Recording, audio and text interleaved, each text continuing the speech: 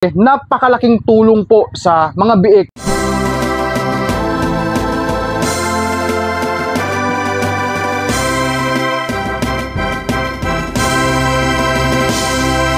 Sandali. Ay, Diki, wag kang bumalik doon. Mga ka-farmers, magandang araw po sa ating lahat. For today's video, direct to the point ko po i-share sa inyo ang pagwalay ko po ngayon sa aking mga biik po na 11 piraso. Okay, so maghakot muna ito ng tubig para ilihin natin guys sa mga biik po na first time natin silang ilagay dito sa area na to. Ito po ay nagkasanayan kong ginagawa every now and then na nagwawalay po ako sa aking mga biik. Kita paano guys ay nag-i-epekto naman ho ng maganda. Then ito pa ho ang isa. Dagdag natin guys. Kailangan na po kasi guys iwalay kasi malaki na. Yung mga biik ko malaki na. Yan. So ngayon, mag-change ako ng sleeper para kunin natin yung mga piglets. Diki, halika. Yeah. Okay, bye-bye na mother pig. Okay.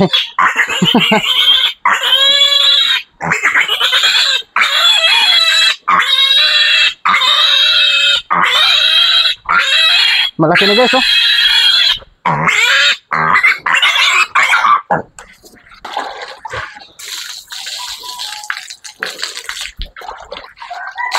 Yan.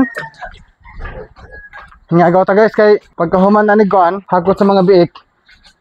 Maglinis pa ako sa area ni Mother Pig. Come on. Halika.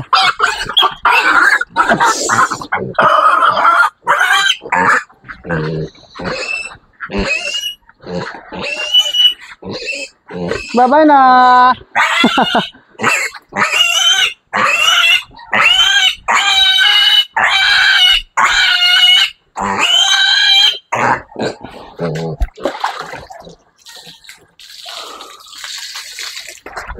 Okay, pangatlo. Pangatlo mga ka-farmers.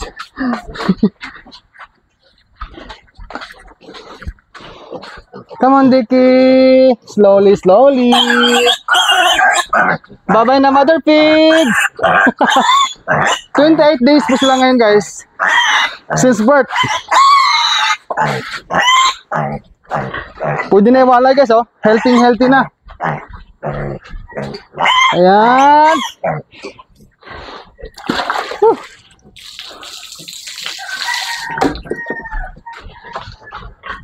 Next.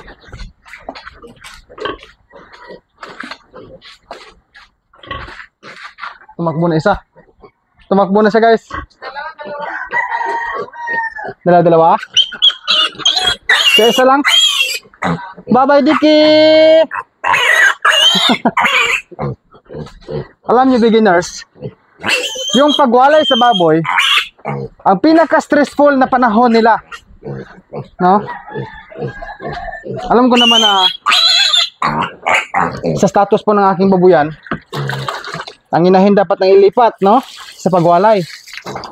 Para after 2 days, pag nilipat ang inahin, ang mga biik naman ang alisin, dalhin sa nursery. Kaso nga lang, honestly po ay backyard na po ako dito, pigiri. Kaya ito po ang nangyari ngayon. Diki, come on. Yep. Bye-bye.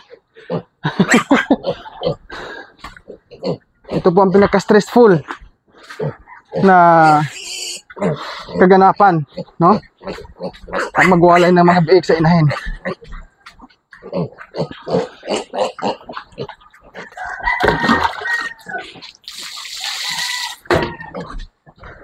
Okay, next. Meron pa. Ito po ay first parity ng isa kong baboy na hina. Meron pong yellow earthag. Come on. Yan. Kailangan na pakiwalay kasi 28 days old na since birth. Healthy naman sila. Okay na. So nabigyan na po natin ng mga dapat ibigay sa kanila. Mga bakuna. Pwede na. Yan. Ilan na? 2, 4, 6. May 4 pa. 5. May 5. Happy farming mga ka-farmers! Come on. Come on. Ah. Malalaki na guys, oh. Okay, alagang King's Beta Plus Animal Feed Supplement. Ang bigat mo, ah. Hopya! Oh, malaki nga eh. Yan. 4 na lang. Woo!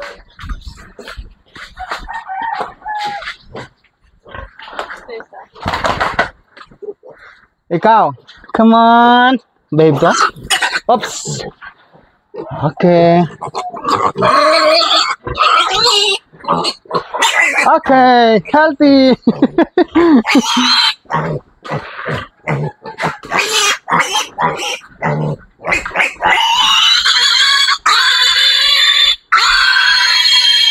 Okay.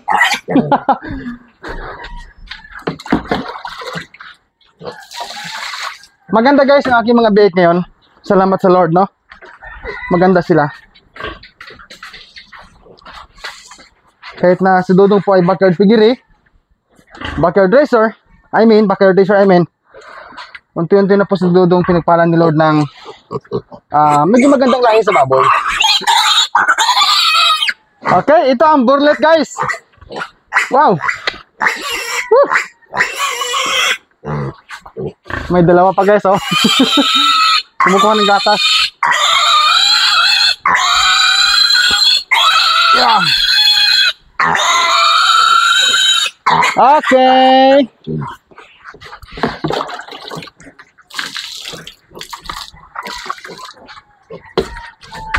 Okay. 2 na lang. 2 na lang. Woo.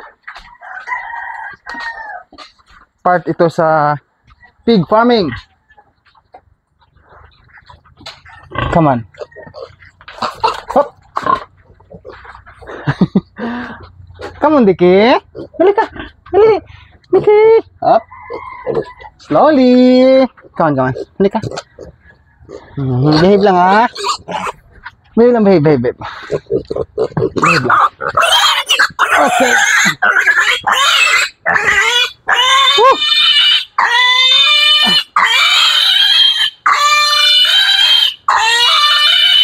Ayan.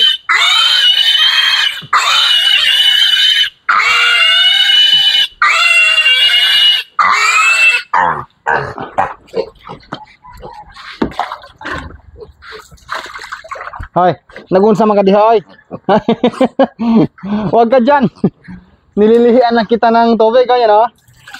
Yan. Meron na yan tubig. Para dito sila masanay umihi, no? The last one, but not the least po, mga ka-farmers. Ito na. Diki, where are you now? Where are you? Okay, babay na, ha? Enough. Yeah. Okay. Oh, kasi kawawa na si Mother Pig, oh. Diki, bye-bye naman. Bye-bye.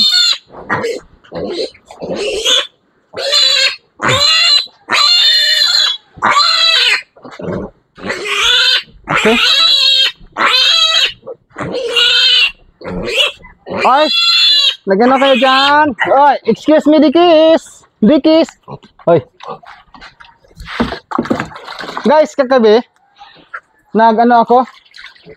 nagpangatlong disinfect dito sa aking pig house sa Patiner, no? Ayan. So, hindi pa tayo natatapos dyan, mga ka-farmers. May nanda po ako dito na na dapat kong ibigay sa kanila. Ito pong King's Beta Plus Animal Feed Supplement, oh. Ihalo ko lang po ito sa sa tubigan.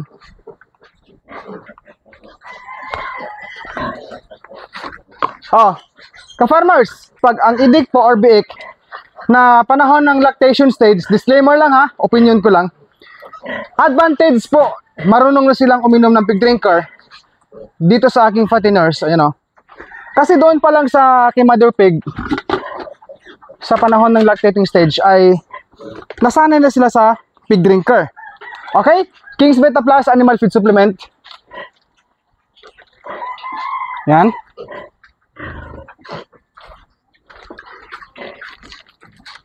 Kasi dati kong nabiling mga biik kasi yung tin batch ko ay hindi talaga sila sanay sa pig drinker. Kaya nagkaroon ako ng sobrang hirap na adjustment, no? Sobrang training ko sa mga baboy na yon, yung tin batch ko.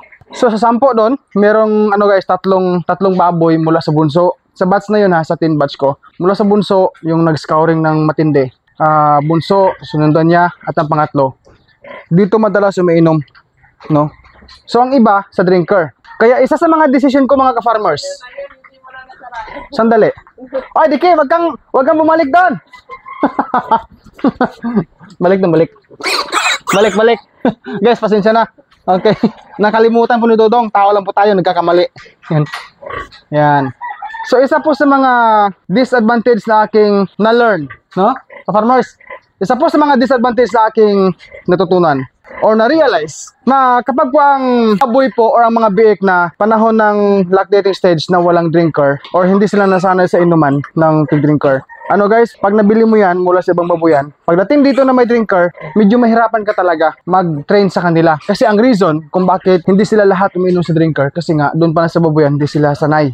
No? Hindi sila sanay na uminom ng tubig sa pig drinker. Sila ay nasanay sa pasungan, yung kainan nila. Kumain sila, may tubig na nilalagay po sa pasungan. Which is, wala naman pong problema doon. Ang point ko lang, gusto ko lang po mga ka-farmers linawin na ginagawa ko ang sarili kong desisyon, simpleng management ko.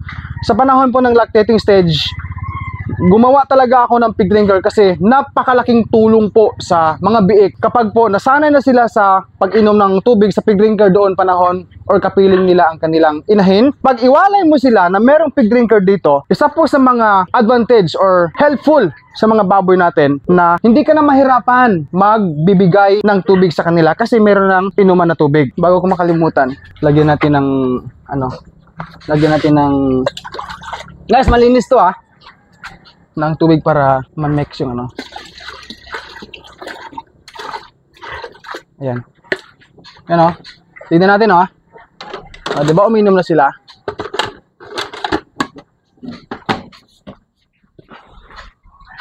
Okay. So mag-shoutout muna tayo sa ating mga kababayan na nagpa-shoutout bago tayo mag-end sa video na ito. Shoutout po kina Jmar watching from Iloilo, kay kabayang Leonida Diana watching from Qatar, kay kabayang Noemi Panis watching from Jinsan City, kay Israel Dizon, Managa Tabay, Nasipit Agusan del Norte, kay Joseph Odarvi from Jagna Bohol, kay Vivian Maglangit watching from Sydney, Australia, kay kabayang Jean Gabumpa watching from Macau, kay kabayang Feliciano Bayunas watching from Felix Dumaguete City. Kumusta mo diha mga Bisaya, mga kababayan kong mga Bisaya, kay Henio Almanzor, Clits Apsco, at kaninyong tanan viewers, shout out po sa inyo. Ka-farmers, lumipas po ang isang oras, magbigay tayo ng feeds. Okay? Magbigay tayo ng feeds dahil para hindi po magutuman ang mga biik Importante kasi yan Kasi pag nagutuman ang biik ay hindi po yan maganda. Come on, baboy! Mga baboy, come on! Oh, huwag kayong matakot. Don't be afraid. Come on. Ay, dali. Ayan. Okay, kain lang. Hoy, dito ka, dali. Dito ka, dali. Kaan gahagpok lang guys, Lumulutong ang feeds. Crispy. Yan. Ay, dik. Come on, Diki. Halika. Oh, masikip sila. Dito tayo sa iba. Yan. Diba? Happy farming, mga ka-farmers. Dito. Kunti lang muna. Kunti lang. Huwag biglaan na marami. Ayan. So, mga ka-farmers, ito po ay talagang okay na sila sa pagwalay ko sa kanila. Yung purga, Yung purga po mga ka-farmers, pagsapit na lang ng siguro mga 35 days po, 35 days old since birth sila, saka namin purgahin to. Or 1 week after walay, so purgahin namin to. Ayan, so sila po ay kumakain na talaga ng pilit. Ito ang maganda kung magwalay tayo na marunong ng kumain ng feeds. O beginners, huwag kayong magwalay ng mga biik nyo dyan ha, na hindi pa marunong kumain ng feeds kasi magkakaproblema sa kanilang katawan, papayat yan. Kasi umaasa sila sa gatas ng inahin. Pag iwalay yan sa inahin na hindi marunong kumain ng feeds ay talagang problema hong resulta dyan.